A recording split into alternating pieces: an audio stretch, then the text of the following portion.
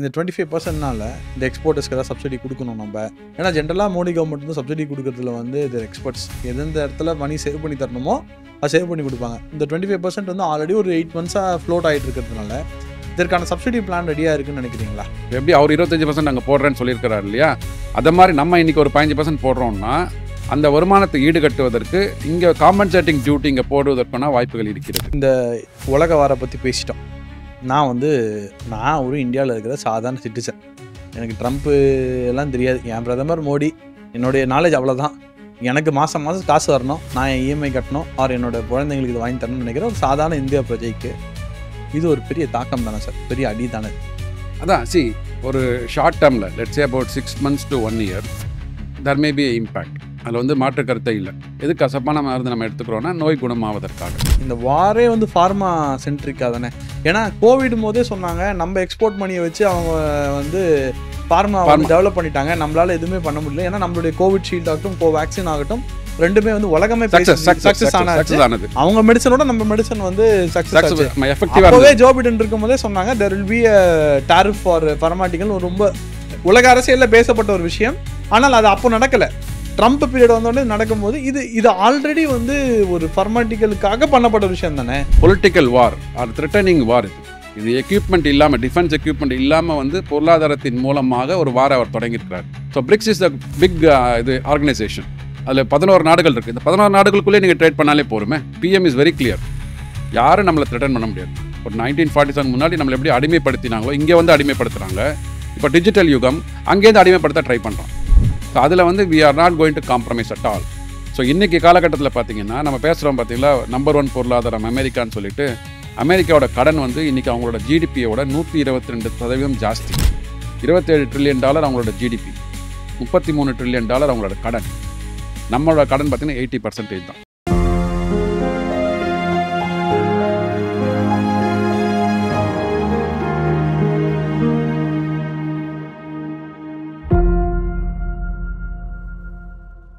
சாமானிய நேயர்களுக்கு வணக்கம்.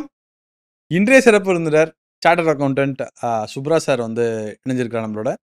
சார் பேர் சுப்பிரமணியன். நாங்கள் சுப்ரான் தான் கூப்பிடுவோம். ஆனால் நான் சுப்ரானே அவரை வந்து அட்ரஸ் பண்ணலாம்னு நினைக்கிறேன். சார் வந்து ஒரு பொருளாதார நிபுணர் அப்படின்னு சொல்லலாம், அரசியல் விமர்சகரும் கூட. பல விஷயங்களில் தேசியத்திற்கு பக்கம் நிற்பவர். அவருடைய கருத்துக்கள் வந்து எல்லா நேரத்துலையும் வந்து ரொம்ப ஷார்ப்பாக மக்களிடையே போய் சேர்ந்துருக்கு அப்படின்னு தான் சொல்லலாம். நீங்கள் பார்த்துருக்கலாம், பல டிவி விவாதங்களில் தொடர்ந்து பேசிக்கொண்டே இருக்கிறார். இப்பொழுது சாமானியர் டிவிக்காக ஒரு எக்ஸ்க்ளூசிவ் பாட்காஸ்டுக்காக சார் வந்திருக்காங்க. முக்கியமான விஷயம் மோடி ட்ரம்ப் 25%. இதுக்கு நடுவில் தான் இன்றைக்கி நம்ம பேச போகிறோம். இன்னும் சில விஷயங்கள்லாம் இருக்கிறது. பட் மோடி ட்ரம்ப் 25%, அதை சுற்றி நடக்கக்கூடிய அரசியல் பற்றி தான் பேச போகிறோம். என்னென்ன இண்டஸ்ட்ரியெல்லாம் பாதிக்க போகுது, மோடிகிட்ட சொல்யூஷன் இருக்கா, ட்ரம்ப் மோடிகிட்ட சரண்டர் ஆனாரா இல்லை மோடி ட்ரம்ப்கிட்ட சரண்டர் ஆனான்ற முக்கியமான கேள்வியும் நம்ம கேட்க போகிறோம். வாங்க நிகழ்ச்சிக்கு போகலாம். சார் வணக்கம். வணக்கம். வணக்கம் நாகராஜ், சௌரியமாக இருக்கீங்களா? நல்லா இருக்கேன் சார், நீங்கள் எப்படி இருக்கீங்க? நல்லா இருக்கேன். சாமானிய நேயர்களுக்கு வணக்கம் முதலாக. ஆமாம், வாழ்த்துக்கள். இது ஒளிபரப்பு நிறைய பார்த்துட்டு இருக்கேன். நல்ல மக்களுக்கு வந்து ஒரு நல்ல விஷயங்களை கடத்தி கொண்டிருக்கிறீர்கள். உங்கள் பணி வெற்றிகரமாக நடைபெறுவதற்கு வாழ்த்துக்கள். சார் ஸ்ட்ரெயிட்டாக விஷயத்துக்கு வரேன். I want to jump into the clue first. Sir, first and foremost, இந்த 25% டேக்ஸுன்றது ட்ரம்ப் வந்து ஐ திங்க் தேர்தல் வாக்குறுதியிலே சொன்ன விஷயம். இட் இஸ் நாட் தட் ஜெயிச்சதுக்கப்புறம் இதை போட்டார்ல, தேர்தல் வாக்குறுதியிலேயே அங்கங்கே அட்ரஸ் பண்ணும்போது நிறைய இடத்துல சொன்ன விஷயம். ட்ரம்ப் வரப்போறாருன்றது எல்லாருக்கும் தெரியும், இந்தியாவுக்கு தெரியும், முக்கியமாக பாரத பிரதமர் நரேந்திர மோடி அவர்களுக்கு தெரியும். பாரத பிரதமர் நரேந்திர மோடி அவர்களுக்கும் ட்ரம்ப்புக்கும் ஒரு ஒரு ஒரு ஒரு செம அண்டர்ஸ்டாண்டிங் இருக்குது. ப்ளஸ் ரெண்டு பேரும் ஹோடி மோடி அந்த மாதிரி நிறைய விஷயங்கள் சேர்ந்து பண்ணியிருக்காங்க. இன்ஃபேக்ட் முதல் விஷயம் வந்து பாரத பிரதமர் தான் ட்ரம்ப்புக்கு சொன்னார் ஜெயிச்சு வந்ததுக்கப்புறம். அதே மாதிரி பல விஷயங்கள் வந்து சுமூகமாக தான் போயிட்டு இருந்தது. பட் இந்த 25% டேக்ஸ் விஷயத்தில் வரும்போது மட்டும் மோடி வந்து அது இல்லை இது இல்லை நழுவுற மாதிரி இருக்கே சார். Are they not prepared for this? இல்லை, இது எதற்காக முதல்ல கொண்டு வந்தாங்கன்னு பார்க்கணும். சரி, நீங்கள் சொன்ன மாதிரியே அவர் வந்து இந்த அவங்களோட கேம்பெயினில், அவங்களோட பிரசிடென்ட் கேம்பெயினில் என்ன சொன்னோன்னா, அமெரிக்கா ஃபர்ஸ்ட். நம்ம எப்படி ஆத்ம நிர்பர் பாரத்னு கொண்டு வந்தோம் பார்த்தீங்களா, சுயசார்பு பாரதம் கொண்டு வந்த மாதிரி அவங்களும் அமெரிக்கா ஃபர்ஸ்ட்னு கொண்டு வந்தாங்க. அது வரவேற்கத்தக்க வேண்டிய விஷயம். அதாவது ஒவ்வொரு நாடும் வந்து செல்ஃப் சஸ்டைண்டாக இருக்கணுங்க, அதில் மாற்று கருத்து இல்லை. அப்புறம் இப்போ வந்து மேக் அமெரிக்கா கிரேட் அமெரிக்கா, அதான் மகான்னு சொல்லிட்டு அந்த இதை வந்து டேக்லைனை வந்து அவர் ப்ரொமோட் பண்ணிட்டு இருக்காரு. மேக் இன் இந்தியா மாதிரி மேக் அவர் இன் இந்தியா மாதிரி. ஆமாம், மேக் அமெரிக்கா கிரேட் அமெரிக்கா மகான்னு சொல்கிறாங்க அவர். இது வந்து இப்போ அவர் எடுத்த முடிவு வந்து எதற்கு அப்படின்னு சொன்னால், நம்ம வந்து குறிப்பாக என்ன சொல்கிறாரு அப்படின்னா, அந்த டாரிஃப் போடுறாங்க. டாரிஃப் எதற்கு போடுறாங்கன்னா, எந்தெந்த நாடுகளோட ட்ரேட் சர்ப்ளஸ் இருக்குது ஃபஸ்ட்டு ஸ்டார்டிங் பாயிண்ட் அதுதான். ட்ரேட் சர்ப்ளஸ் அப்படின்ற போது அமெரிக்கா வந்து மற்ற நாடுகள்டேருந்து வாங்குகின்ற அந்த ட்ரேட் பேமெண்ட்ஸ் இருக்குது பார்த்தீங்களா, பொருள்கள் இருக்குது பார்த்தீங்களா, அதில் விலை ஜாஸ்தியாக இருக்கும். குறிப்பாக இந்தியாவில் சொல்லணும்னா நம்ம வந்து $135 பில்லியன் எக்ஸ்போர்ட் பண்ணுறோம். கிட்டத்தட்ட ஒரு $85 பில்லியன் நம்ம அங்கேருந்து இம்போர்ட் பண்ணுறோம். ஸோ நெட்டாக பார்த்தீங்கன்னா $45 to $50 பில்லியன் அமெரிக்கா தான் நமக்கு பணம் தராங்க. உலகத்திலேயே மிகப்பெரிய நம்பர் ஒன்னாக இருக்கிற பொருளாதாரம் இன்னைக்கு. ஓகே, அது நம்பர் ஒன்னாக இருக்கா இல்லை அது எப்படி நீர்க்குமிழியா பபுலான்றது நம்ம அடுத்து வர போகின்ற இதில் பார்க்கலாம், பேசலாம். ஸோ நம்பர் ஒன்னாக இருக்கிற பொருளாதாரம் நம்பர் 4ல் இருக்கிற பொருளாதாரத்தில் எப்படி வந்து ஒரு இம்போர்ட் டிபெண்ட்டாக இருக்கிறாங்க. ஸோ அதுதான் நம்ம இப்போ எல்லாருக்கும் வந்து கேட்க வேண்டிய கேள்வி. ஸோ அவர் என்ன பண்ணார்னா, அந்த ஆட்சிக்கு வந்ததுக்கப்புறம் எப்படி இருக்குது trade deficit or trade surplus among all the countries அப்படின்னு பார்க்கும்போது இந்தியா வந்து குறிப்பாக ஒரு கண்ணில் பட்டுது. எப்படி வந்து அதாவது ஒரு 10-11 ஆண்டுகளுக்கு முன்னாடி ஒரு 11வது இடத்துல இந்த இந்திய பொருளாதாரம் நம்ம வந்து அன்றைக்கி பார்த்திங்கன்னா ஒரு 10 மாதங்களுக்கு மட்டும்தான் நமக்கு இம்போர்ட் பில்லை பே பண்ணுறதுக்குண்டான பணம் கையில் இருந்தது. ரொம்ப நொறுங்கி விழுகின்ற பொருளாதாரமாக இருந்தது. உங்களுக்கே தெரியும், ஃப்ரெஜைல் 5 எக்கானமியில் நம்ம ஒரு எக்கானமியாக இருந்தோம். ஸோ ஃப்ரெஜைல் 5லேருந்து ஒரு ஃபோர்ஸ்ஃபுல் 5ஆக நம்ம எப்படி மாறினோம், அது 5ஐ தாண்டி இப்போ 4வது இடத்துக்கு வந்துட்டோம் நம்ம. ஸோ அப்படி இருக்கும்போது அவர் வந்து பார்க்குறாரு. அப்புறம் அதுக்கு இன்னொரு காரணத்தை சொல்கிறார். இப்போ நீங்கள் வந்து ரஷ்யாலேருந்து வந்து க்ரூட் ஆயிலை வாங்குறீங்க. க்ரூட் ஆயில் அவங்களும் தான் ரஷ்யாலேருந்து நிறைய விஷயத்த வாங்குறாங்க. உரேனியம் வாங்குறாங்க, உரேனியம் வாங்குறாங்க, அணு உலைக்கு தேவையான பேட்டரி தயாரிக்கிற கெமிக்கல், லித்தியம் இதெல்லாம் வாங்குறாங்க, நிறைய வாங்குறாங்க. சரி, உலகமே வந்து ரஷ்யாட்டேருந்து நிறைய வாங்கிட்டு இருக்கிறாங்க. அவர் என்ன பார்க்குறாருன்னா, நீங்கள் வந்து க்ரூட் ஆயிலுக்கு உண்டான பணத்தை அவங்கள்ட்ட கொடுத்துட்டு அந்த பணத்தின் மூலமாக அவங்க வெப்பன்ஸை வாங்குறாங்க, இல்லை வெப்பன்ஸை தயாரிக்கிறாங்க. உக்ரைன் வாரில் வந்து அவங்க வந்து they R in the upper hand. So எப்படி வந்து உக்ரைன் வீரர்களை வந்து கொல்லுவதற்கு நீங்கள் வந்து பணம் எப்படி உதவி பண்ணுறீங்க, அதனால் I am going to put additional tariffs அப்படின்றார். 100% எக்ஸ்ட்ரா, இந்த 25% தாண்டி இன்னொரு 100% ஆன் தி டியூட்டியோட அமௌண்ட்டை சேர்த்து நான் போட போகிறேன் அப்படின்றாரு. பட் இன்றைக்கி நேற்று நம்ம க்ரூட் ஆயில் வாங்கிட்டு இருக்கோம், 2022லேருந்து தான் வாங்கிட்டு இருக்கிறோம், ஜோ பைடன் காலத்துலேருந்து வாங்கிட்டு இருக்கிறோம்.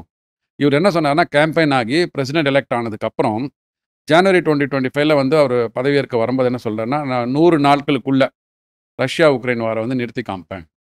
நான் ஆட்சியில் இருந்திருந்தால் இந்த வாரே நடந்திருக்காது. அந்த நீட்டுக்கு முதல் கையெழுத்து அதே தான். ஸோ அப்படியே வந்து பக்கத்தை வந்து மாற்றினே இருக்கிறாங்க. கோல் போஸ்ட்டை மாற்றுவாங்க பார்த்தீங்களா, பக்கத்தை திருப்பிட்டே இருக்கிறாங்க. ஸோ அந்த 100 நாள் என்னாச்சு இப்போ அவருக்கு புரியுது. ஆக்சுவலாக வந்து உக்ரைனுக்கு வந்து இவங்க வந்து டிஃபென்ஸ் எக்யூப்மெண்ட்ஸ் கொடுத்துருந்தாங்க, எய்டு கொடுத்துருந்தாங்க, அது எல்லாத்தையும் வித்ட்ரா பண்ணிட்டாங்க. ஏன் வித்ட்ரா பண்ணாங்க? ஓகே, இவருக்கு வந்து அதுலேருந்து ஒரு லாபம் வரப்போகிறது இல்லைன்னு தெரிஞ்சு போயிடுச்சு. நான் டிஃபென்ஸ் எக்யூப்மெண்ட்டுக்கு பெருசாக இவங்களோட டிஃபென்ஸ் எக்யூப்மெண்ட் வந்து விற்க போகிறது இல்லை அங்கே. இப்போ எதுக்குங்க உங்களுக்கு வந்து க்ரூட் ஆயில் வந்து இன்றைக்கி ஒரு பேசு பொருளாக இருக்குது அப்படின்னா, crude oil is mostly procured using dollars. Crude oil வந்து எந்த நாடு வாங்கினாலும், எல்லா நாடுகளும் இன்றைக்கி குறிப்பாக இந்தியாவை தவிர பார்த்துக்கோங்களேன், இந்த பிரிக்ஸ் கண்ட்ரியில் வந்து we have some common agreement. So crude ஆயிலுக்கு தேவையான டாலர்ஸ் வந்து யார் அச்சடிக்கிறாங்கன்னா யூஎஸ் தான் அச்சடிக்கிறாங்க. இந்த க்ரூட் ஆயில் அந்த டாலருக்கே இன்னொரு பேர் என்னென்னா பெட்ரோ டாலர்னே பேர். சரி, ஒரு 25-30 years back okay, Saudi Arabia அந்த அரபு நாடுகளோட ஒரு அக்ரிமெண்ட் போட்டிருந்தாங்க அமெரிக்கா. நீங்கள் வந்து க்ரூட் ஆயிலை விற்கும் போது டாலரை மட்டுமே நீங்கள் வந்து வாங்குங்க, வேறு எந்த கரன்சிலையும் வாங்காதீங்க. So the dollar become the dominant currency ஆகும். அந்த டாலரை வந்து என்ன பண்ணுவாங்க, எல்லா சவுதி அரேபியன் கண்ட்ரிஸ்லையும் டாலர் வரும் உங்களுக்கு. சவுதி அரேபியன் கண்ட்ரிஸாக இருக்கணும், அரப் கண்ட்ரிஸ் எல்லாமே க்ரூட் ஆயிலை விற்று டாலரை வாங்குவாங்க. ஸோ இவர்களுக்கு வந்து டிஃபென்ஸ் எக்யூப்மெண்ட் வேணும். அரப் கண்ட்ரிஸ்க்கு டிஃபென்ஸ் எக்யூப்மெண்ட் வேணும்போது என்ன பண்ணாங்க, ஒரு டிஃபென்ஸ் பேஸையே அங்கே கொடுத்துட்டாங்க. நிறைய இந்த ஓமான், மஸ்கட்டு, துபாய் அங்கெல்லாம் போனீங்கனாலே பார்த்தீங்கன்னா ஒரு ஏர் பேஸ் அங்கே இருக்கும். ஒரு ரன்வே போகும், பேசஞ்சர்ஸ் ரன்வே, நம்மளோட நார்மல் ரன்வே இருக்கும். அதை தாண்டி இன்னொரு ரன்வே வந்து யூஎஸ் ஏர்க்ராஃப்ட் வந்து இறங்கி போகிறதுக்கு ஒரு வந்து கொடுத்துருவாங்க, பேஸை கொடுத்துருவாங்க. ஸோ அந்த பேஸை கொடுத்து எக்யூப்மெண்ட்ஸ் வாங்குறதுக்கு உங்களுக்கு டாலர்ஸ் வேணும். ஸோ க்ரூட் ஆயிலை விற்று வந்த பணத்தை டாலரை வச்சு எக்யூப்மெண்ட்டை வந்து அமெரிக்காலேருந்து வாங்குவாங்க. ஸோ இப்படி தான் வந்து அமெரிக்கா வந்து டீல் பண்ணிட்டு இருந்தாங்க. இது வந்து கொஞ்சம் கொஞ்சமாக மாற ஆரம்பிச்சு, சுச்சுவேஷன் மாற ஆரம்பிச்சுது. நம்ம வந்து இந்த ரஷ்யா உக்ரைன் வாரில் வந்து மிகப்பெரிய ஒரு இம்பேக்ட் வரும் எல்லாருக்கும். ஏன்னா $150 மேலே போகும்னு நினச்ச ஒரு பேரல். நம்ம வந்து என்ன பண்ணால் ஸ்ட்ராட்டஜிக்காக ஒரு மூவ் பண்ணாங்க. ஸோ ரஷ்யாவில் ரூபி பே பண்ணுறேன்னு சொன்னாங்க. ஆமாம், ரூபல், ரஷ்யா ரூபலில் பே பண்ணி ருபி ரூபல் பே பண்ணுறது மட்டும் கிடையாது, ஒரு 30%, 30 to 35% டிஸ்கவுண்ட்டில் ரஷ்யன் க்ரூடை நம்ம வாங்க ஆரம்பித்தோம். ஓகே, $100 இருக்குது அப்படின்னா நமக்கு தரது வந்து அவங்க $60 கொடுத்தாங்க. ஓகேங்களா? ஸோ அது மாதிரியான கெப்பாசிட்டி அவங்கள்ட்ட இருக்குது, நமக்கு நீட் இருக்குது, தேவை இருக்குது. அதுதான் வந்து கமர்ஷியலில் வந்து ஒரு ஒரு ட்ரேட் நடக்குது அப்படின்னா யாருக்கு தேவை இருக்கிறதோ யார்கிட்ட வந்து சப்ளை இருக்கோ 2 பேரும் காமனாக போட்டு வின்வின் ஸ்ட்ராட்டஜி பண்ணி உங்களுக்கும் லாபம் இல்லாமல் எனக்கும் லாபம் இல்லாமல் நஷ்டம் இல்லாமல் 2 பேருக்கு வின்வின்னாக பண்ணிக்கலாம். அந்த இதில் தான் $60 to $70 வந்து க்ரூட் ஆயில் டீலை நம்ம ஸ்ட்ரைக் பண்ணோம். அது வந்து எல்லாரும் வந்து யூரோப்பியன் யூனியன்ல என்ன பண்ணாங்கன்னா, நீங்கள் இதே இப்போ ட்ரம்ப் பேசுகிறாரு பார்த்தீங்களா, இதே வார்த்தை தான் அன்றைக்கி பேசுனாங்க. யூரோப்பியன் யூனியனில் வந்து ஒரு ப்ரெஸ் மீட்டில் வந்து ஜெய்சங்கருக்கு முன்னாடி வச்ச கேள்விகள் இதுதான். நீங்கள் எப்படி ரஷ்யாவில் வந்து க்ரூட் ஆயிலை வாங்கி டாலர் அவங்களுக்கு கொடுத்து அதன் மூலமாக டாலரோ ரூபோலோ பணத்தை நீங்கள் அங்கே கொடுக்குறீங்க, கொடுத்தது மூலமாக அவங்க எக்யூப்மெண்ட்ஸ் வாங்குறாங்க, அதை வைத்துக்கொண்டு உக்ரைன் சோல்ஜர்ஸ் வந்து கொல்றாங்க. You are indirectly funding for the war, for the political war, வந்து political war and the geological வார்னு சொல்கிறாங்க அவங்க. ஸோ அப்படின்னோன்னா அவர் என்ன சொன்னார்னா, எங்களோட நேஷன் இஸ் ஃபர்ஸ்ட். எங்கள் நேஷனில் இருக்கிற 145 கோடி மக்களுக்கு என்ன நான் பண்ணணும், அவங்கள ப்ரொடெக்ட் பண்ணுறதுக்கு பேசிக் நீட்ஸை கொடுக்கறதுக்கு எனக்கு தேவை வந்து எனர்ஜி. அது வந்து நான் இந்த உலகத்தில் யார் கொடுத்தாலும் வாங்குவேன், லெஜிட்டிமேட்டாக வாங்குவோம். நாங்கள் வந்து அண்டர் கிரவுண்ட் டீலிங் பண்ணுறதில்ல, பயங்கரவாத முகாம்களை வைத்து அதன் மூலமாக த்ரெட் பண்ணி வாங்குறது கிடையாது, அதெல்லாம் கிடையவே கிடையாது. ஸோ இப்போ என்ன ஆச்சுன்னா, இந்த ஒரு மாதத்துக்கு முன்னாடி அதே இண்டோ யூகே ட்ரீட்டி போட்டோம், எஃப்டிஏ போட்டோம், ஃபாரின் ட்ரேட் அக்ரிமெண்ட். அதில் பார்த்தீங்கன்னா அனைத்து பொருட்களுக்கும் கிட்டத்தட்ட ஒரு 95% பொருட்களுக்கு வந்து டாரிஃபே இல்லாமல் இரு நாடுகளும் ஏற்றுமதியும் பண்ணிக்கலாம், இறக்குமதியும் பண்ணிக்கலாம். ஒரு வருஷத்துக்கு முன்னாடி நீங்கள் என்ன சொன்னீங்க, பேன் பண்ணணும், சாங்ஷன் போடணும் இந்தியாவுக்கு அகேன்ஸ்டாக. அதே ஐரோப்பியன் யூனியன் யூயூவில் இருக்கிற எல்லா நாடுகளும் என்ன சொல்கிறாங்கன்னா, இன்றைக்கி இந்தியாவோட வர்த்தகம் புரிவதற்கு தயாராக இருக்கிறார்கள். ஸோ இந்த ஸ்டாண்டை ஒரு 1.5 வருஷத்துக்கு முன்னாடி யூ எடுத்த ஸ்டாண்டை இன்றைக்கி யூஎஸ் எடுக்கிறாங்க. ஏன்னா failed in fulfilling is promises. Ukraine Russia வாரை வந்து நான் ரஷ்யா உக்ரைன் வாரை வந்து நிறுத்துவேன்னாரு, நிறுத்த முடியல. ஜோ பைடன் மேலே பழிய போட்டார் அன்றைக்கி, அதுவும் பண்ண முடியல இன்றைக்கி. இப்போ என்ன சொல்கிறாங்கன்னா, இப்போ வந்து நம்ம $135 பில்லியன் வி ஆர் எக்ஸ்போர்ட்டிங் இல்லையா, அதனால் what they are saying is about $40-50 billion வந்து நமக்கு ட்ரேட் இம்பேக்ட் ஆகும். ஏன்னா அங்கே 25% டாரிஃப் போட்டுட்டாரு வச்சுக்கோங்களேன். அங்கே இறக்குமதி பண்ணும்போது அதை வாங்குகின்ற பொருள் இருக்குல்லையே விலை ஜாஸ்தியாகும். ஒரு $100 ஒரு பொருள் அங்கே வாங்குறாங்க, இன்றைக்கி ஒரு டாரிஃப் போட்டிருக்கிறாருன்னா $125 ஆகும். அப்போ என்னங்க, லோக்கலில் இன்ஃப்ளேஷன் ஜாஸ்தியாக ஆரம்பிக்கும். குறிப்பாக பார்த்தீங்கன்னா நம்ம வந்து ஃபார்மா ப்ராடக்ட்ஸ் எக்ஸ்போர்ட் பண்ணுறோம், டெக்ஸ்டைல்ஸ் எக்ஸ்போர்ட் பண்ணுறோம். அந்த ஃபார்மாக்கு இன்றைக்கி வந்து அவர் டாரிஃப் எதுவும் போடலை, அவர் இன்றைக்கி இன்னும் கிளியராக வரலை. ஓகே, ஆகஸ்ட் இந்த வாரே வந்து ஃபார்மா சென்ட்ரிக்கா தானே. ஏன்னா கோவிட் போதே சொன்னாங்க, நம்ம எக்ஸ்போர்ட் மணியை வச்சு அவங்க வந்து ஃபார்மா வந்து டெவலப் பண்ணிட்டாங்க, நம்மளால எதுவுமே பண்ண முடியல. ஏன்னா நம்மளுடைய கோவிட் ஷீல்ட் ஆகட்டும், கோவேக்சின் ஆகட்டும், ரெண்டுமே வந்து உலகமே சக்சஸ் ஆனது. அவங்க மெடிசனோட நம்ம மெடிசன் வந்து சக்சஸ் ஆச்சு. அப்பவே ஜோ பைடன் இருக்கும்போதே சொன்னாங்க there will be a tariff for pharmaceutical, ரொம்ப உலக அரசியல்ல பேசப்பட்ட ஒரு விஷயம். ஆனால் அது அப்போ நடக்கல. ட்ரம்ப் பீரியட் வந்தோடனே நடக்கும்போது இது ஆல்ரெடி வந்து ஒரு ஃபார்மாட்டிக்கலுக்காக பண்ணப்பட்ட விஷயம் தானே. ஆமாம், ப்ராப்ளம் என்னென்னா, நீங்கள் வந்து ஒரு டாரிஃப் போடுறீங்க அப்படின்னா ஓகே, நம்ம வந்து சப்ளை ஸ்டாப் பண்ணுறோம் வச்சுக்கோங்க. இங்கே இருக்கிற எக்ஸ்போர்ட்டர்ஸ் வந்து they are not able to meet the price. அங்கே அமெரிக்காவில் இருக்கிறவங்க ப்ரைஸ் கேட்குற ப்ரைஸ் நம்மளால் கொடுக்க முடியலன்னா எக்ஸ்போர்ட்ஸ் கம்ப்ளீட்டாக ஸ்டாப் ஆகும் இங்கே. சரி, ஆனால் அதெல்லாம் லைஃப் சேவிங் ட்ரக்ஸ் இல்லையா. லைஃப் சேவிங் ட்ரக்ஸ்ன்ற போது அங்கே ட்ரீட்மெண்ட்டில் இருக்கிறவங்களுக்கு ஆல்டர்னேட் கண்ட்ரீஸ்லேருந்து ஆல்டர்னேட் மெடிசன்ஸ், இது வந்து ஃபார்முலா வந்து இதெல்லாம் ஃபார்முலேஷன்லாம் வந்து காலங்காலமாக இருக்குது. நீங்கள் என்னவோ இன்றைக்கி வந்து கத்திரிக்காய் எனக்கு வரல அப்படின்னா எங்கள் தோட்டத்தில் கத்திரிக்காய் வச்சு நான் ஒரு 10-20 நாளில் கத்திரிக்காய் எடுக்கிற முடியும் மாதிரி அந்த மாதிரியான விஷயம் கிடையாது இது. ஸோ லைஃப் எல்லாமே பேட்டண்டாக இருக்கும். ஃபார்முலேஷன் எவ்வளோ ரிசர்ச் போயிருக்குதுல்ல, R&D எவ்வளோ போயிருக்குது. ஸோ அதன் மூலமாக அந்த மருந்து பொருட்களை தயாரித்து அதை டெஸ்ட் பண்ணணும். தயாரிச்சிட்டா மட்டும் போகாது, அதனுடைய எஃபெக்டிவ்னஸை பார்க்கணும். அது மாதிரிலாம் இருந்து ஒரு டிகேட்ஸாக வந்து இது சக்ஸஸ்ஃபுல்லாக போயிட்டு இருக்கும்போது நீங்கள் அதை ஸ்டாப் பண்ணுறீங்க அப்படின்னா அங்கே இந்த மெடிசனை டிபெண்ட் பண்ணியிருக்கிற, அது ஜென்ரிக்காக இருக்கட்டும் ஸ்பெசிஃபிக்காக இருக்கட்டும், இந்த மெடிசனை டிபெண்ட் பண்ணி இருக்கின்ற அமெரிக்க குடிமகன்களுக்கு என்ன ப்ராப்ளம் ஆகும், அது என்ன, அதை யோசிச்சிங்களா? இல்லை ஆல்டர்னேட் மார்க்கெட்லேருந்து சோர்ஸ் பண்ண முடியுமா? ஸோ ஒன்று, நமக்கு தேவையான அத்தியாவசியமான பொருட்களில் இது பண்ணும்போது இன்ஃப்ளேஷன் ஜாஸ்தியாகுது, அதுக்கு வரி விதித்திங்கன்னா. இதை மாதிரி மெடிசனுக்கு வரி விதிச்சிங்க அப்படின்னா நம்ம எக்ஸ்போர்ட்ஸை ஸ்டாப் பண்ணுறோம் அப்படின்னா அவங்களோட வாழ்க்கையே கேள்விக்குறியாகும். இதெல்லாம் ஒரு த்ரெட்டனிங் மெக்கானிசமாக தான் பார்க்குறோம். ஓகே, இப்போ சைனாக்கு ஏன் வந்து 90 days விண்டோ கொடுத்துருக்குறாரு அவர்? இந்தியாவை விட சைனா பார்த்தீங்கன்னா அவங்களுக்கு வந்து ஆப்போசிட்டில் இருக்கிறவங்க தான். ஓகே, செகண்ட் சூப்பர் பவர்ன்றாங்க, ஓவர்டேக் பண்ணுவாங்கலாம் சொல்லிட்டு இருக்கும்போது அவங்க தான் த்ரெட்டனிங் எக்கானமி. சைனா தான் யூஎஸ்க்கு threatening economy, first threatening economy. யூஎஸ்காரங்களோட சைனீஸ்காரங்க தான் நிறைய சொந்த வீடு வச்சிருக்கேன்ற வேற ஒரு விஷயத்த சொல்கிறாங்க. அதெல்லாம் இருக்குது. ஸோ அப்படி த்ரெட்டனிங் எக்கானமி இருக்கும், அவங்களுக்கு தானே நீங்கள் டாரிஃபை போடணும் முதல்ல. இந்தியாவுக்கு ஏன் போடுறோம் அப்படின்ற போது ஸோ 90 days அந்த அவங்களுக்கு தள்ளி வச்ச அந்த இது வந்து டாரிஃப் ரேட்ஸ் வந்து இந்தியாவுக்கு ஏன் பண்ணல? அப்போ இந்தியா வந்து is seeing as a biggest threat. ஏன்னா இப்போ வந்து நான் சொன்னேன் பார்த்தீங்கன்னா ஒரு $45 பில்லியன் நம்ம எக்ஸ்போர்ட் பண்ணுறோம், அது ஸ்டாப் ஆச்சு அப்படின்னா இந்தியாவுக்கு வந்து கண்டிப்பாக ஒரு 10% நஷ்டமாகும். அதாவது $6 பில்லியன் லாபம் வந்து நமக்கு போன வருஷம் லாபத்தை ஈட்டி இருப்போம். இந்த வருஷம் லாபம் வராது. ரைட்டுங்களா? ஸோ $7 பில்லியன் நம்ம எங்கே வந்து சோர்ஸ் பண்ண போகிறோம்னு பார்ப்போம்.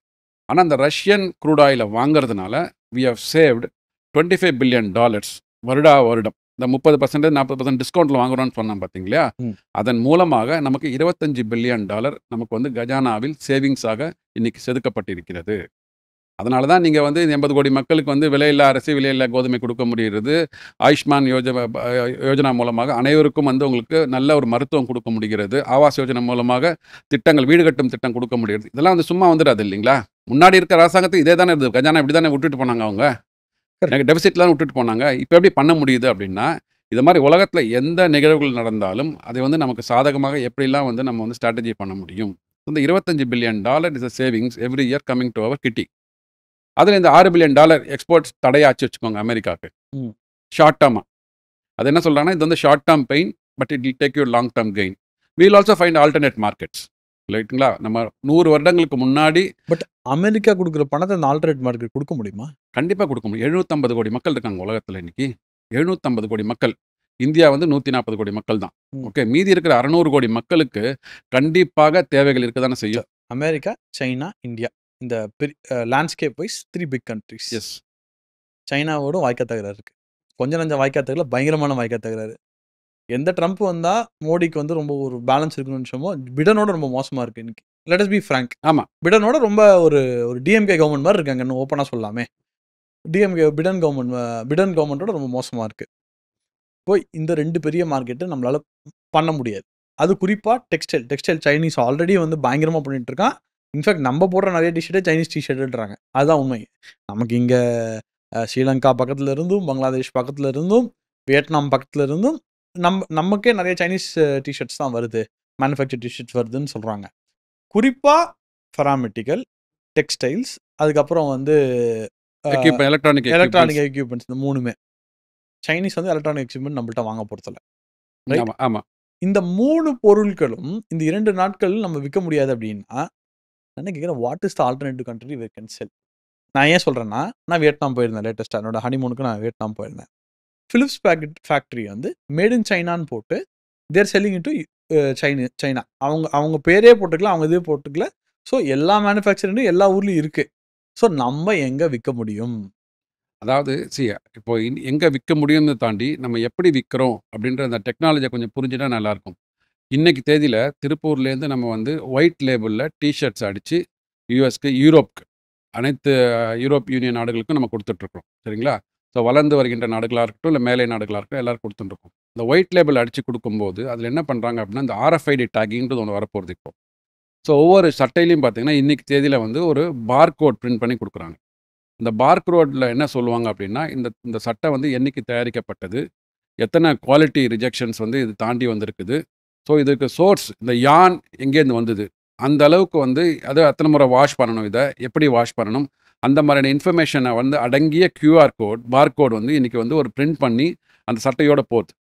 ஸோ அதுதான் வந்து ஆடிட் ட்ரேசபிலிட்டின்னு சொல்லுவாங்க நாளைக்கு. ஓகே, ஸோ இப்போ ஒரு மேலை நாட்டில் ஒருத்தன் வாங்குறாங்கன்னா அந்த QR கோடு உள்ள அந்த ஷர்ட்டை வந்து ஒயிட் லேபிள் பண்ணி தான் கொடுப்போம் நம்ம இங்கே. அவன் வந்து வேறு ஏதாவது XYZ பிராண்டை போட்டு விற்றுப்பாங்க. ஸோ அப்படி இருக்கும்போது அது வந்து இப்போ என்ன சொல்கிறேன், RFID டேக்கோடு வரப்போகுது நாளைக்கு. இந்த சட்டை எங்கே இருக்க போகுதுன்னு சொல்லிட்டு ட்ரேஸும் பண்ணலாம் அப்படின்ட்டு. அந்த மாதிரியான ஒரு டெக்னிக்கலி அட்வான்ஸ்டு மேனுஃபேக்சரிங் நம்ம போக ஆரம்பிச்சாச்சு இன்னைக்கு. அது வந்து கண்டிப்பாக இந்த வியட்நாம், தாய்லாந்து அதெல்லாம் இருக்குமா? Coming to the point, we are technically high. So ஆனால் இதுக்கு டிமாண்ட் இருக்குன்னு சொல்கிறோம். அனைத்து யூரோப்பியன் யூனியன்ஸ் எல்லாருமே வந்து இப்போ யூரோப்பியன் யூனியன்ஸில் பார்த்தீங்கன்னா அவங்க வந்து நம்ம மேலே பேன் பண்ணணும், டேரிஃப் பண்ணணும்னு கொண்டு வந்த திட்டம், அந்த இதெல்லாம் திட்டம்லாம் கொண்டு வந்தாங்க இல்லையா, அதெல்லாம் தாண்டி இன்னைக்கு வந்து ஃப்ரீ ட்ரேட் அக்ரிமெண்ட்டை கொண்டு வந்துருக்குறாங்க. ஸோ அதனால் European unions is the biggest market for us. Canada வாங்குவாங்க, மெக்சிகோ வாங்குவாங்க, அமெரிக்கா மட்டும் தான் வாங்க மாட்டான். ஸோ கனடா இருக்கட்டும், மெக்சிகோ இருக்கட்டும், யூரோப்பியன் யூனியன்ஸாக இருக்கட்டும், அனைத்து நாடுகளும் ஏங்க பிரிக்ஸில் போனாலே வாங்குவாங்க, எக்ஸப்ட் சைனா. சைனா விட்டுடுங்க, ரஷ்யா நம்மள்ட்டேருந்து வாங்குவாங்க. பட் ஆப்பிரிக்கா, சவுத் ஆப்பிரிக்கா மார்க்கெட்டை நம்ம டேப் பண்ணியிருக்கோமா? கண்டிப்பாக டேப் பண்ணியிருக்கோம். அதுதாங்க த்ரெட் அவருக்கு. இப்போது பிரிக்ஸில் வந்து இப்போ ஒரு 6 மாதங்களுக்கு முன்னாடி ஒரு பிரிக்ஸ் மாநாடு நடந்தது பிரேசிலில். அதில் என்ன பிளான் பண்ணாங்கன்னா, ஒரு 5 நாடுகள், மெயினாக பிரிக்ஸ்ன்றது 5 நாடுகள் தான். இப்போ அதை தாண்டி வந்து ஒரு 6 நாடுகளையும் உள்ளே கொண்டு வந்து இப்போ 11 நாடுகள் கொண்ட ஒரு அமைப்பாக பிரிக்ஸ் இன்னைக்கு இருக்குது. அவங்க என்ன சொல்கிறாங்க, நம்மளே வந்து ட்ரேட் பண்ணிட்டு இருக்கிறோமே, பிரிக்ஸ்குள்ளேயே ட்ரேடிங் நடந்துட்டு இருக்குது, அந்த ட்ரேடிங் நடக்கும்போது இப்போ நீங்கள் வந்து இந்தியா வச்சுக்கோங்க, நான் ரஷ்யா இருக்கும்போது நம்ம ரஷ்யா ரூபலில் வந்து இது பண்ணலாம். இல்லை வந்து சைனா இருக்கும்போது சைனா யுவான்லையும் ஒரு இந்தியன் ருப்பிலையும் ட்ரேட் பண்ணலாம். எதற்காக ஒரு 3வது கரன்சியை உள்ளே கொண்டு வரணும்? 3வது கரன்சி நீங்கள் உள்ளே கொண்டு வந்தீங்கன்னா அந்த கரன்சி ஸ்ட்ராங் ஆகுது.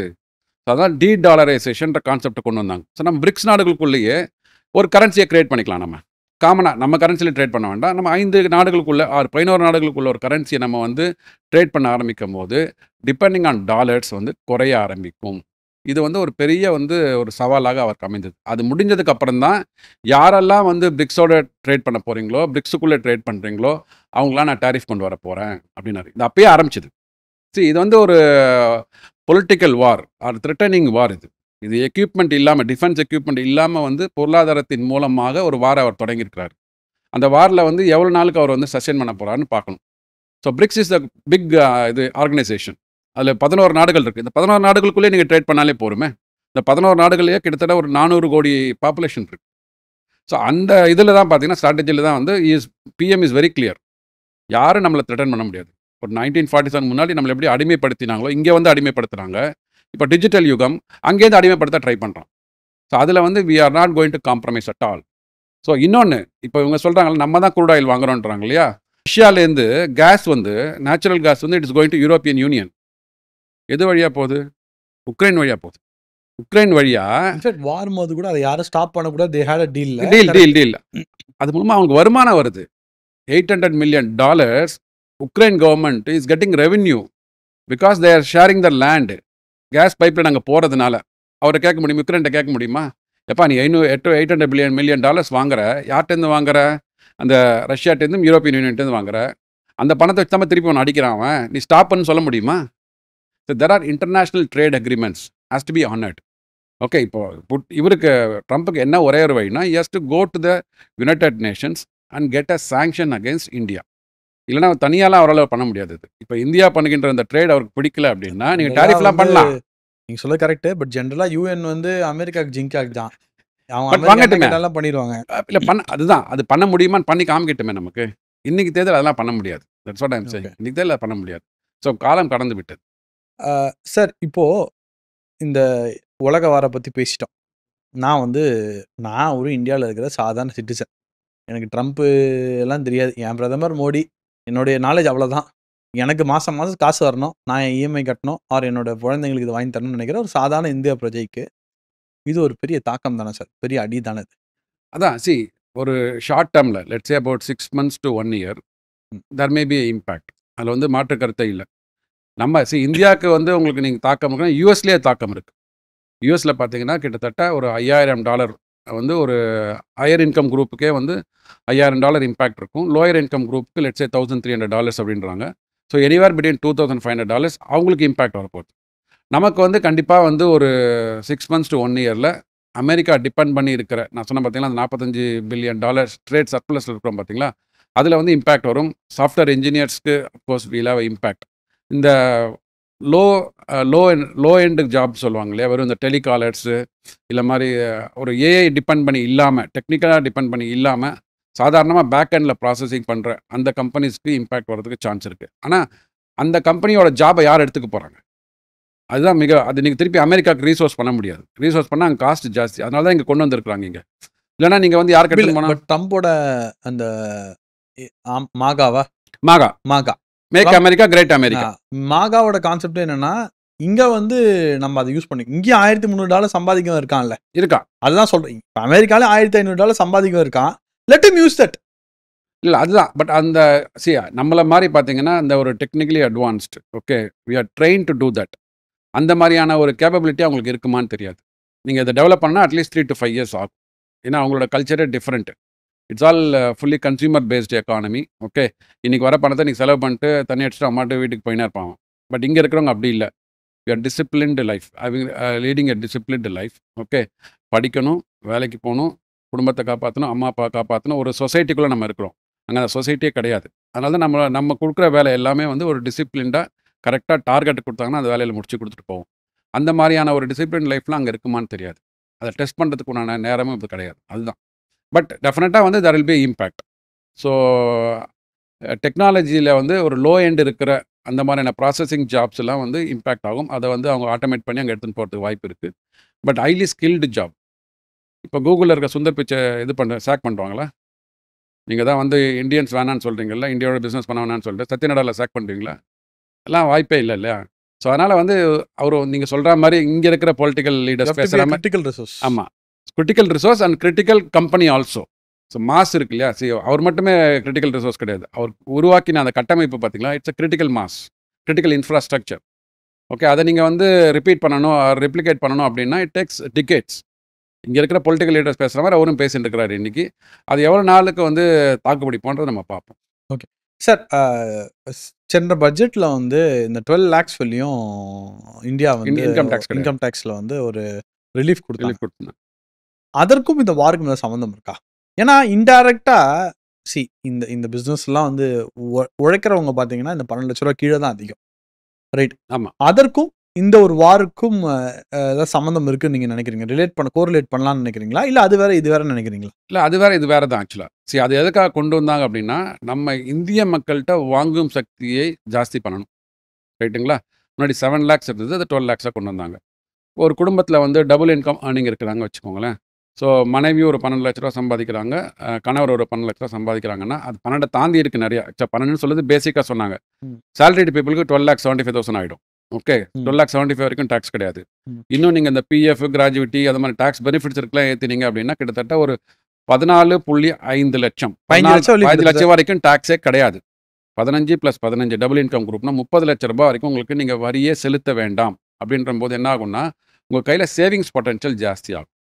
சேவிங்ஸ் பொட்டன்ஷியல் ஜாஸ்தி ஆகும்போது கையில் இருக்கிற சேவிங்ஸ் என்ன பண்ணுவோம், நம்ம ஆல்டர்னேட்டாக என்ன பண்ணுவோம், இன்வெஸ்ட் பண்ண ஆரம்பிப்போம். கோல்டு, வீடு, கார் வாங்குவீங்க, பைக் வாங்குவீங்க, எஜுகேஷன் ஸ்பெண்ட் பண்ணுவீங்க. அப்படின்ற போது உள்நாட்டு பொருளாதாரம் வந்து உயர ஆரம்பிக்கும். மெயினாக உள்நாட்டு பொருளாதாரத்துக்கு தான் பண்ணாங்க. So what she said is government is going to lose 1 lakh crores. To be precise 1,02,500 crores வந்து கவர்மெண்ட்டுக்கு வந்து கையிலேருந்து வந்து வந்த வருவாயை நாங்கள் உங்களுக்கு விட்டு கொடுக்குறோம். அந்த 1 லட்சம் ரூபாய் என்ன 1 லட்சம் கோடி ரூபாய் என்ன ஆகும் அப்படின்னா திருப்பி வந்து பொருளாதாரத்துக்கு வரும். 1 லட்சம் கோடி ரூபாய் மொத்தமாக சொன்னாங்க அவங்க பட்ஜெட்டில். அந்த 1 லட்சம் கோடி ரூபாய் வந்து திருப்பி பொருளாதாரத்தில் வரும்போது மல்டிப்ளையர் எஃபெக்ட் மூலமாக ஜிடிபி க்ரோ ஆக ஆரம்பிக்கும். ஸோ அதற்காக பண்ணப்பட்ட விஷயங்கள் தான். இங்கே கெப்பாசிட்டியை கிரியேட் பண்ணணும். இங்கே மேனுஃபேக்சரிங் செட்டப்ஸ் வந்து இருக்குது. அங்கே நீங்கள் கெப்பாசிட்டியை வந்து இன்க்ரீஸ் பண்ணணும் அப்படின்னா அதனோட கெப்பாசிட்டி யூட்டிலைசேஷன் இன்க்ரீஸ் பண்ணணும்னா மக்கள் கையில் பணம் இருக்கணும். பணம் இருக்கிறதுக்கு வந்து இது மாதிரி சலுகைகளை கொடுத்தா தான், டேக்ஸ் சலுகைகள் கொடுத்தா தான் வந்து கரெக்டாக வந்து திருப்பி அவங்க ட்ராக் பண்ணுறாங்க எல்லாத்தையுமே. கரெக்ட், எவ்வளோ டிடிஎஸ் நான் போன வாட்டி பிடிச்சிருக்கிறேன், இந்த வாட்டி இந்த பாலிசி மூலமாக எவ்வளோ பிடிக்க மாட்டேன். பேன் நம்பர்லாம் போட்டால் ஆட்டோமேட்டிக்காக ஃபைலாகவே இருக்குது. ஃபைல் டிரான்சாக்ஷன் நீங்கள் ஒன்றுமே பண்ணணும். ஐடி ரிட்டர்னை வந்து ஜஸ்ட் உங்கள் லாகின் போட்டு யூசர் ஐடி பாஸ்வேர்டு போட்டு உள்ளே பண்ணிங்கன்னா உங்கள் எம்ப்ளாயர் உங்களுக்கு எவ்வளோ சம்பளம் கொடுத்தான், என்னென்ன டிடிஎஸ் பிடிச்சான், நீங்கள் பேங்க்கில் என்னென்ன இன்ட்ரெஸ்ட் வச்சுருக்கிறீங்க, எஃப்டி வச்சுருக்கிறீங்க, மார்க்கெட்டில் வந்து என்னென்ன இன்வெஸ்ட் பண்ணியிருக்கிறீங்க, அதெல்லாம் உள்ளே வரும். அதை அப்படியே எடுத்து தகவல்களை உள்ளே போட்டு வெரிஃபை பண்ணிவிட்டு you can just file online return. ரொம்ப ஈஸியாக இருக்குது. ஸோ அதற்காக கொண்டு வந்த திட்டமே தவிர இந்த வார்க்கும் இந்த ரிடக்ஷன்ஸுக்கும் ஒன்றும் சம்மந்தம் இல்லை. மோடியோட ஸ்கீம்ஸ் வந்து ஃபினான்ஸ் பேஸ்ட் ஸ்கீம்ஸ் நிறையா இருக்கும். டைரக்ட் பெனிஃபிஷரி தான் எதுவுமே. இந்த தேர்ட் பர்சன் மூலமாக இப்போ பிறந்த குழந்தையாகட்டும், ஃபார்ம் ஆகட்டும், எல்லாமே இருக்கட்டும். இப்போ இந்த ட்ரம்ப் வாரனால இந்த ஸ்கீம்ஸ்லாம் வந்து அடிபடுமா? பொருளாதாரம் கம்மியாகுது, எங்களுக்கு வந்து காசு வருமானம் கம்மியாக இருக்குது, இந்த ஸ்கீம்ஸை நாங்கள் ஸ்டாப். இப்போ கோவிடில் வந்து வி ஹேட் ஒரு சூப்பர் சுச்சுவேஷன் இருந்தது, நமக்கு நிறையா ஸ்கீம்ஸை ஸ்டாப் பண்ணணுன்ற மாதிரி இருந்தது. பட் விவசாய ஸ்கீம்லாம் கண்டினியூ பண்ணாங்க, சில ஸ்கீம்ஸை ஸ்டாப் பண்ணாங்க. தமிழ்நாடு கவர்மெண்ட் எல்லா ஸ்கீமையுமே ஸ்டாப் பண்ணாங்க. இந்த பொருளாதார நெருக்கடினால மோடியோட ஸ்கீம்ஸ்க்கு ஏதாவது அடிபட்டு வருமா? எனக்கு தெரிஞ்ச வாய்ப்புகள் கம்மி. ஏன் அப்படின்னு சொல்கிறேன் அப்படின்னா, கொரோனா காலகட்டத்திலேயே பார்த்தீங்கன்னா கிட்டத்தட்ட February 2020 ஒரு பட்ஜெட் போட்டாங்க. அதாவது December 2019 கொரோனா வந்து COVID-19 வந்தது. அது அப்படியே கொஞ்சம் கொஞ்சமாக பரவ ஆரம்பிச்சுது. Februaryலாம் ஒன்றும் இம்பேக்ட் இல்லை இந்தியாவுக்கு. அப்படி இந்த இம்பேக்ட் இல்லாத போது we did the union budget. அப்போ யூனியன் பட்ஜெட் ப்ரெசென்ட் பண்ணும்போது கிட்டத்தட்ட வந்து ஒரு 28 லட்சம் கோடிகளுக்கு உண்டான நிதி ஒதுக்கீடு பண்ணி பட்ஜெட் போட்டோம். April 24, 2020 24 ஏப்ரல் அன்னைக்கு லாக்டவுனை அனௌன்ஸ் பண்ணிட்டாங்க. அனௌன்ஸ் பண்ணதுக்கப்புறம் பார்த்தீங்கன்னா வந்து எக்கானமி வந்து ஃபுல்லாக ஸ்டாண்ட் ஸ்டில் ஆகிடுச்சு. கையில் மக்கள்கிட்ட பணமே கிடையாது. அப்போ தான் வந்து ஆத்ம நிர்பர் பாரத்னு சொல்லிட்டு மே மாதம் ஒரு ஸ்கீமை கொண்டு வந்தாங்க. 12th May, அதுக்கப்புறம் 12th September, 12th October 3 ஸ்டேஜஸில் கொண்டு வந்தாங்க. இந்த 3 ஸ்டேஜஸ்லையும் மக்களுக்கு அவர்கள் கொடுத்த மானியங்களாக இருக்கட்டும், கடன் உதவியாக இருக்கட்டும், இல்லை ப்ரொடக்ஷன் லிங்க்டு இன்சென்டிவாக இருக்கட்டும், கிட்டத்தட்ட வந்து 28 லட்சம் கோடிகள், ஈக்குவல் டு 1 பட்ஜெட். February 2020 போட்ட அதே பட்ஜெட்டோட அவுட்லேவை திருப்பி ரிப்பீட் பண்ணாங்க. எப்படி சாத்தியமாச்சு அப்படின்னா, நமக்கு வந்து கையில் வந்து கடன் வாங்குவதற்கு உண்டான தகுதி நிறைய இருந்தது, ரிசர்வ்ஸ் நிறைய இருந்தது. அதன் மூலமாக மக்களுக்கு திருப்பி அந்த பணத்தை குடுத்தாங்க. ஸோ இன்னைக்கு காலகட்டத்தில பார்த்தீங்கன்னா, நம்ம பேசுறோம் பார்த்தீங்களா, நம்பர் 1 பொருளாதாரம் அமெரிக்கான்னு சொல்லிட்டு. அமெரிக்காவோட கடன் வந்து இன்னைக்கு அவங்களோட ஜிடிபியோட 122% ஜாஸ்தி. $27 ட்ரில்லியன் அவங்களோட ஜிடிபி. $33 ட்ரில்லியன் அவங்களோட கடன். நம்மளோட கடன் பார்த்தீங்கன்னா 80% தான். That means we can still go. வேணும்னா கடன வாங்கி மக்களுக்காக என்னென்ன தேவைகளோ, தேவைகளை பூர்த்தி செய்ய முடியும். ஸோ அதனால இந்த ஸ்கீம்லாம் ஸ்டாப் ஆகும்னு எனக்கு தெரிஞ்சு அதில வந்து நம்பிக்கையே இல்ல. கண்டிப்பா வந்து ஸ்கீம்ஸ் வில் கோ. நீட்ஸ்க்கு கண்டிப்பா குடுப்பாங்க. அதாவது மோடி அரசாங்கம், என்டிஏ அரசாங்கம் என்பது மக்களுக்கு தேவைகள் என்னவோ, தேவைகளாக இருக்கட்டும், இல்லன்னா வருஷா வருஷம் எப்படிங்க உங்களுக்கு வந்து 11,00,000 கோடிகள் வந்து இன்ஃப்ராஸ்ட்ரக்சர்ல இன்வெஸ்ட் பண்ண முடியும்? கடந்த 5 வருஷ பட்ஜெட் எடுத்து பாருங்களேன். 5 வருஷ பட்ஜெட்ல கன்சிஸ்டன்ட்டா இன்ஃப்ராஸ்ட்ரக்சருக்கு நேஷனல் ரோட்வேஸா இருக்கட்டும், ஹைவேஸா இருக்கட்டும், விமான நிலையங்களா இருக்கட்டும், கன்சிஸ்டன்ட்டா இன்வெஸ்ட் பண்ணிட்டே இருக்கிறாங்களே. 11,00,000 கோடிகள் 10,00,000த்துல ஆரம்பிச்சு 13,00,000 கோடி வரைக்கும் போயிட்டு வருஷா வருஷம் பண்றாங்க. That means their ability to borrow, ability to create investments. அதன் மூலமாக ரிட்டர்ன்ஸும் உள்ள வருது. மக்களுக்கு வேலைவாய்ப்பு பெருக ஆரம்பிக்குது. 17 கோடி மக்களுக்கு வேலைவாய்ப்பு குடுத்துருக்காங்கன்னு சொல்லிட்டு கடந்த 10 வருடங்கள்ல இன்னைக்கு காலைல வரும்போது நான் இந்த இன்டர்வியூக்கு வரும்போது தரவு படிச்சேன். 17 கோடி மக்களுக்கு வந்து வேலைவாய்ப்புகள் உருவாகி இருக்குது. ஸோ அந்த அளவுக்கு வந்து பார்த்தீங்கன்னா, we are not going to spend in the unnecessary லக்ஸரீஸ்ல பண்ண போறதில்ல. என்னென்ன தேவைகளோ மக்களுக்கு தேவைகளை பூர்த்தி செய்வதற்காக இந்த இன்வெஸ்ட்மெண்ட்ஸ்லாம் பண்ணப்பட்டிருக்கிறது. அதன் மூலமாக வேலைவாய்ப்பு வருகிறது. வேலைவாய்ப்பு மூலமாக அவங்களுக்கு வருமானம் பெறுகிறது. வருமானம் பெறுவதனால நாட்டோட ஜிடிபி ஏறுது. So it's a cyclic impact. அதனால எனக்கு தெரிஞ்சு ஐ அம் கான்ஃபிடென்ட் தட் இந்த மக்களுக்கு தேவையான திட்டங்கள் வந்து கன்டின்யூ ஆகும். சார் இப்போ இந்த 25%னால அ இந்த மானியம் சொல்லுவாங்கல்ல. ஏதாவது பிளான் சப்சிடிஸ் பண்ணியிருக்கா கவர்மெண்ட்? சப்சிடிஸ் சப்சிடிஸ் ஏதாவது பிளான் பண்ணியிருக்கா? இந்த எக்ஸ்போர்ட்டர்ஸ்க்கு ஏதாவது சப்சிடி குடுக்கணும் நம்ப. ஏன்னா ஜென்ரலா மோடி கவர்மெண்ட் வந்து சப்சிடி குடுக்கறதுல வந்து தேர் எக்ஸ்பர்ட்ஸ். எந்தெந்த இடத்துல மணி சேவ் பண்ணி தரணுமோ, அத சேவ் பண்ணி குடுப்பாங்க. இந்த 25% வந்து ஆல்ரெடி ஒரு 8 மந்த்ஸா ஃப்ளோட் ஆயிட்டு இருக்கிறதுனால, இதற்கான சப்சிடி பிளான் ரெடியா இருக்குன்னு நினைக்கிறீங்களா? இல்ல இது ப்ராப்ளம் என்னன்னா, the levy is done at the US end. இல்லைங்களா? அமெரிக்கா அவங்க வந்து லெவி பண்றதுனால, அதுக்கு எப்படி காம்பன்சேட் பண்ண போறாங்கன்னு தெரியல. ஆனா இன்னொரு வழியில என்ன பேசிட்டு இருக்கிறாங்கன்னா, இந்த இம்பாக்ட் ஓகே இந்த 25% போறதுனால, நமக்கு எவ்வளோ டியூட்டி வருமானம் வந்து இழக்கப்படும். இப்ப நான் வந்து சொன்னேன் இல்லையா, 25% அங்க போறதுனால நமக்கு வந்து பிசினஸ் ஸ்டாப் ஆகுது. அந்த பிசினஸ் ஸ்டாப் ஆகுறதுனால எனக்கு வந்து $5 பில்லியன் நஷ்டமாக போகிறது அப்படின்னா, அந்த $5 பில்லியன் அங்கேருந்து இம்போர்ட் பண்ணுகின்ற பொருட்களுக்கு டியூட்டி போடுவாங்க. எப்படி அவர் 25% அங்க போடுறேன்னு சொல்லியிருக்கிறார் இல்லையா? அத மாரி நம்ம இன்னைக்கு ஒரு 15% போடுறோம்னா, அந்த வருமானத்தை ஈடுகட்டுவதற்கு இங்க காம்பன்சேட்டிங் டியூட்டி இங்க போடுவதற்கான வாய்ப்புகள் இருக்கிறது. ஸோ தட் நம்ம இம்போர்ட்டர்ஸ் வந்து சஃபர் ஆகக்கூடாது. இங்க இருக்கிற இம்போர்ட்டர் சஃபர் ஆகக்கூடாது. டியூட்டி அதிகமா போட்டு அவங்களுக்கு சப்சிடி குடுப்பதற்கான வாய்ப்புகள் இருக்கு. கண்டிப்பா மத்த திட்டங்கள் ஏதாவது இந்த புரொடக்ஷன் லிங்க்டு இன்சென்டிவ்ஸ் வந்து இன்னும் விரிவாக்கத்துக்கு இது இருக்கு, ஆப்பர்ச்சுனிட்டிஸ் இருக்கு. எம்ப்ளாய்மென்ட் கிரியேட் பண்ணினா, அதுக்குண்டான சப்சிடிஸ் குடுப்பதற்கு வாய்ப்புகள் இருக்கு. இப்போ ரீசென்ட்டா கூட ஒரு திட்டம் வந்திருக்கு. ரோஜ்கர் யோஜனா இருந்தது இல்லைங்களா? அத எக்ஸ்டெண்ட் பண்ணியிருக்காங்க. ஸோ அது மாரி நெறைய வந்து they will think. Income tax benefits குடுப்பாங்க. இப்போ 80JJஏன்னு ஒரு திட்டம் இருக்குது. புதிதாக நீங்க வந்து வேலைக்கு ஆள வைக்கிறீங்க அப்படின்னா, அவ்வளோ ரூ. 25,000 கீழ சேலரி ஸ்டார்ட் அப்ல இருக்கிறவங்களுக்கு. அவர்களுக்கு வந்து அந்த சம்பளத்த வந்து இன்கம் டாக்ஸ்ல டிடக்ஷன் குடுக்குறாங்க. ஸோ அது மாரி நெறைய திட்டங்கள் இருக்கு. பட் இன்னும் என்ஹான்ஸ் பண்றதுக்கு வாய்ப்புகள் இருக்கு. பட் இப்போ வந்து ஸ்டார்ட்டிங் ஸ்டேஜ்ல இருக்கனால ஒண்ணும் கமிட் பண்ண முடியல எதுவுமே. Okay sir. சார் நிறைவு கேள்வி. நிகழ்ச்சியோட நிறைவு கேள்வி. இந்த 25% நாள் இந்தியாவிற்கு சாதகமா? பாதகமா? அதோட அப்பர் கொஸ்டின் என்னன்னா, இந்தியா இதை சமாளிக்குமா? சரி அதாவது ரொம்ப ஸ்வீட்டா சொல்லணும்னா, இது சாதகம்லாம் சொல்ல முடியாது. கண்டிப்பா பாதகம் இருக்கு. பாதகம் தான். பாதகம். ஆமாமாமாமா. அது நம்ம பி. சிதம்பரம் ஐயா, முன்னாள் நிதியமைச்சரோட வார்த்தையில சொல்லணும் அப்படின்னா, இது ஒரு கசப்பான மருந்து. எது கசப்பான மருந்து நம்ம எடுத்துக்கிறோம்னா, நோய் குணமாவதற்காக. ஸோ நோய் குணமானா இப்போ வந்து நம்ம if you are depending on America or if you are depending on any third countries, இந்த ப்ராப்ளம் என்னைக்காவது வேணா நமக்கு வரும். ஸோ அதனால நம்ம வந்து எப்படி வந்து ஒரு டிசாஸ்டர் ரெக்கவரி பிளானுக்கு நம்ம தயாராக வேண்டுமோ, அத மாரி வந்து we should have a alternate plan. அதுதான் சொல்லணும் ஆல்டர்னேட் மார்க்கெட்ஸ்.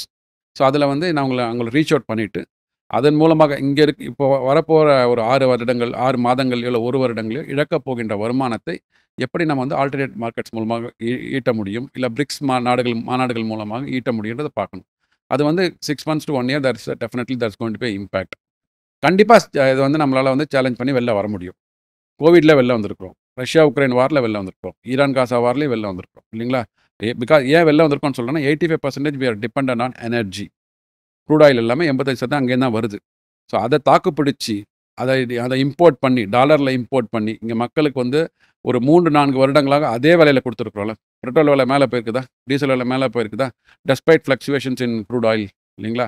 அத வந்து மெயின்டெயின் பண்ணி, அதையும் தாண்டி மக்களுக்கு வந்து உங்களுக்கு தேவையான அடிப்படையான திட்டங்களை குடுக்கறதுனால பார்த்தீங்கன்னா, we are able to maintain நம்மளோட குரோத். 6.5% growth rate மெயின்டைன் பண்ணிட்டு இருக்கோம். IMF still forecasting will be at 6.5 இந்த despite all these issues. அதனால் இது வந்து கண்டிப்பாக இதை வந்து மோடி கவர்மெண்ட் என்டிஏ கவர்மெண்ட் வந்து ஓவர் கம் பண்ணுவாங்கன்றது தான் எனக்கு கான்ஃபிடன்ஸ். ரொம்ப தூரத்துலேருந்து நமக்காக வந்து இந்த பாட்காஸ்ட் பண்ணி கொடுத்துருக்கீங்க சார். மோடி சரண்டர் ஆவாரா ட்ரம்ப் சரண்டர் ஆவார் பார்த்தா ட்ரம்ப் தான் நீங்கள் சொல்கிறத வச்சு லாஸ்ட்டில் சரண்டர் ஆவார் அப்படின்னு ஒரு விஷயம் தெரியுது. இது கட்சிக்கு அப்பாற்பட்ட ஒரு விஷயம், இந்தியர்களாக ஒன்றிணைய வேண்டிய ஒரு விஷயம். கண்டிப்பா. இதில் எல்லாரும் ஒன்று சேர்ந்து இதை எப்படி கோவிடை சமாளித்தோமோ இதையும் சமாளிப்போம் என்று நினைக்கிறேன். நிச்சயமாக மோடியிடம் ஒரு ஆல்டர்னேட்டிவ் வழி இருக்கும் என்றும் நான் நினைக்கிறேன். உங்கள் நேரத்துக்கு ரொம்ப நன்றி sir. Thank you very much. Thank you.